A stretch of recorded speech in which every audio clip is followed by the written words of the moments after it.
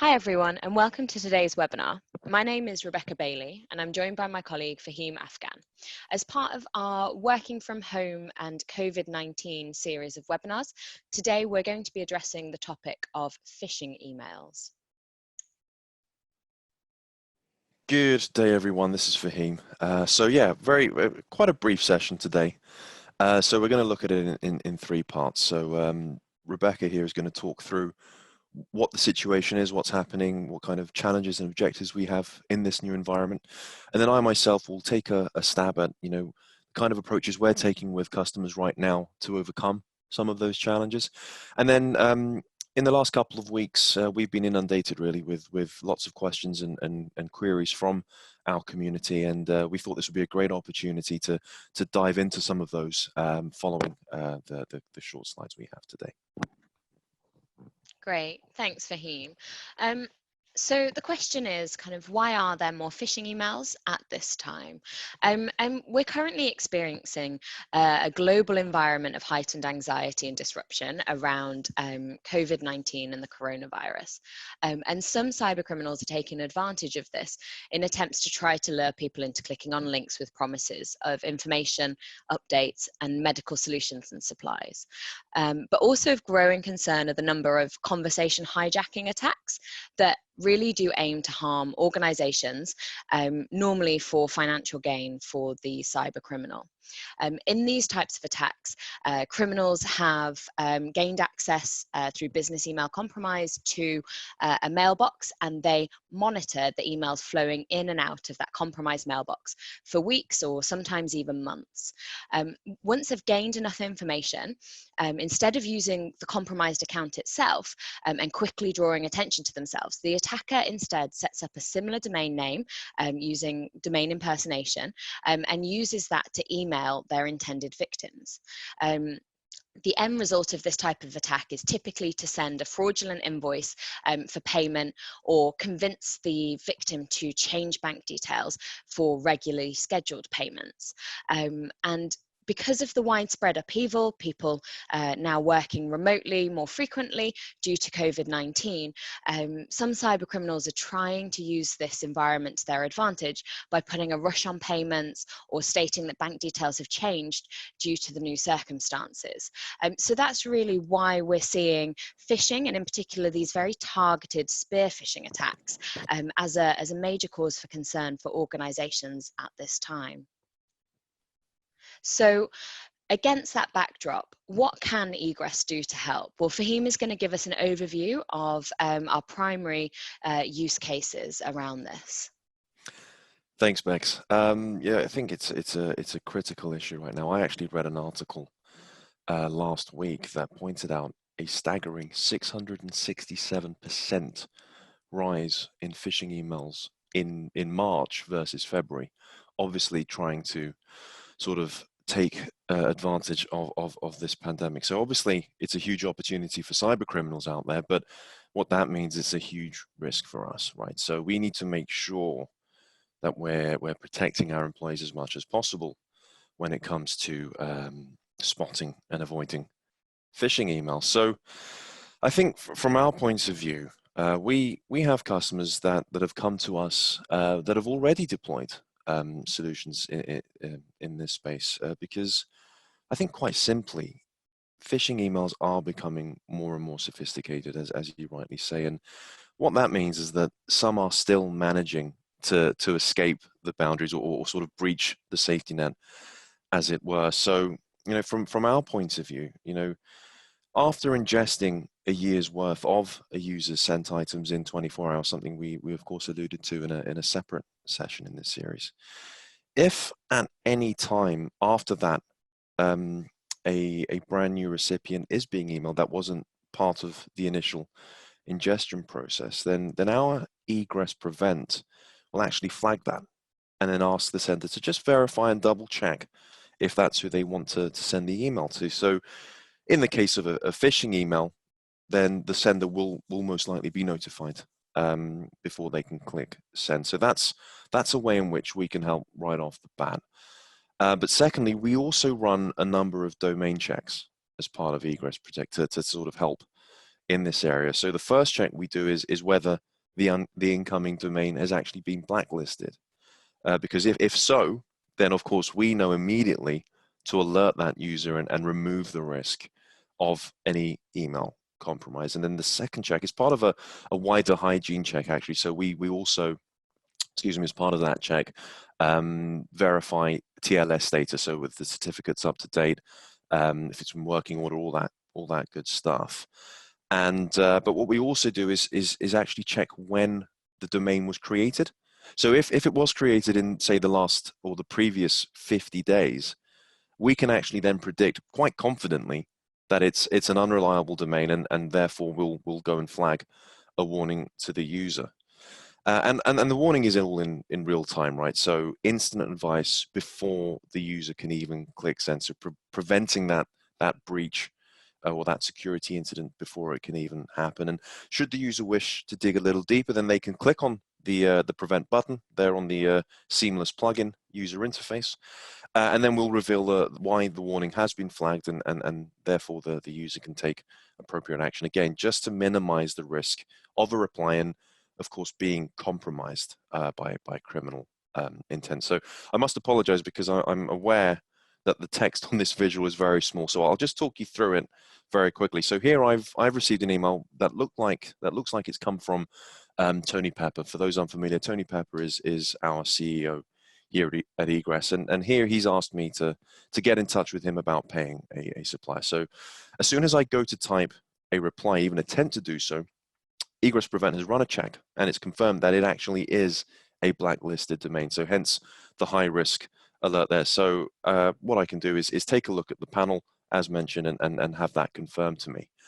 And when I look closer, I can then spot that the domain is actually Egress with 3 S's rather than the 2 S's that it should be. And from here, of course, I now know it's not safe, and I completely avoid the email at all and report it internally and so forth. So in this new environment we're all in, working remotely around the clock, becoming fatigued, so on and so forth, without this tool, I might not have spotted that, right? So this is a really powerful way to ensure a really robust line of defense against phishing attacks. So that's really, 2 or 3 ways in which we're really helping our community right now, Bex, to overcome this surge, really, in phishing attempts from criminals, really. Amazing. Thanks, Fahim. So I have a few questions to follow this, questions that have been asked by some of our users and some of our customers, and those examining the solution over the last few weeks. So the first is really to sort of follow on to some of the ideas around domain checks that you've put here, and to ask also, what is the role that encryption can play in this? That's a great question, Bex. I think you mentioned it earlier, the whole notion of conversation hijacking and how that's playing a big role in criminal intent right now. So absolutely, to answer your question, encryption can play a pivotal role in this. So I very briefly touched upon our domain hygiene checks, also including a verification of a recipient's TLS certificate, all being in working order, etc. And what we can do is, if there's any sort of doubt around the validity of the recipient domain's TLS, so for example, it's expired, we can make sure we wrap that email around with message level encryption, so that when that email is sent, it's not only secure in transit, but once it's in the recipient's mailbox, it's completely safeguarded, completely secure, and safe from interception from any criminal intent. So absolutely correct. It's pivotal and a key way in which we can also keep intruders at bay. Great, thank you for explaining, Fahim. And as part of the slide that you shared with the visual, obviously that was using Outlook. Is this a solution that people can also use on mobile devices? Yes, to answer the question again, Bex. So basically, we run mobile support with Egress Prevent by using a moderation mailbox, which we attach at the exchange level. So what this means in practice from a user point of view, you send an email on mobile, or you reply to an email on mobile. The gateway, our gateway, will check for abnormal behavior, or the fact that this is a brand new recipient, going back to the point about new recipients post ingestion. And then you'll receive an email back, and this is OA, by the way, as well as mobile. We'll receive an email back just saying, are you sure this was meant to be the recipient you're sending to, with a very quick option to approve or reject. It'll be a tick box in OA, or will be literally a case of writing approve or reject on a mobile device, and then that will keep workflows going. Or in the event that it is a security incident, you can write reject, and everything's safe. Great, thanks, Fahim. So I have a couple more questions for you. The first, looking at the user experience. As many of our audience will know, Egress Prevent offers other functionality, as well as detecting potentially malicious domains. So Fahim, what can Egress do around the issue of user fatigue? How do we help not overwhelm users with too many prompts? Yeah, we hear that a lot, Bex, not just in the last couple of months, for sure. And I think our approach with Egress Prevent is really to provide security whilst minimizing the friction. So when it comes to user fatigue, one of the kind of key complaints we have is too many prompts, too much noise that we just want to sort of get out the way, and it just sort of disturbs our productivity and workflow. So what we do is we use what we call contextual machine learning that analyzes, the recipients and domains, the subject line of an email, the message body, the attachment file name and type, and even content inside that attachment. And importantly, it runs in the background. So when you're typing away, you'll only be notified of a potential risk if we spot abnormal behavior. If everything's working fine, then you don't need to worry, just crack on as usual.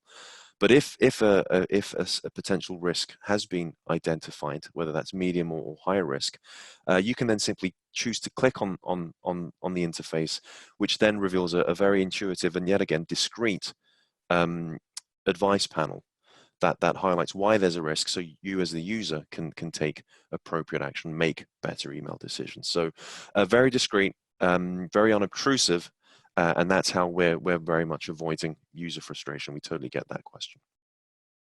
Amazing, thank you. And then my final question, it's really two questions, so I'm sneaking them in there, but it's looking at the admin experience. So the first being, is it possible using Egress to blacklist any inbound domains if we're aware of targeted attacks from, kind of as in your example, Egress with 3 S's? And then the second is, how is information relayed back from the user making the decision not to send an email? How is that relayed back to the admin? What sort of reporting is available? Yeah, the answer is both, I'm happy to say, Beck. So yeah, we can block any particular inbound domains, and we can arrange that. That's not a problem.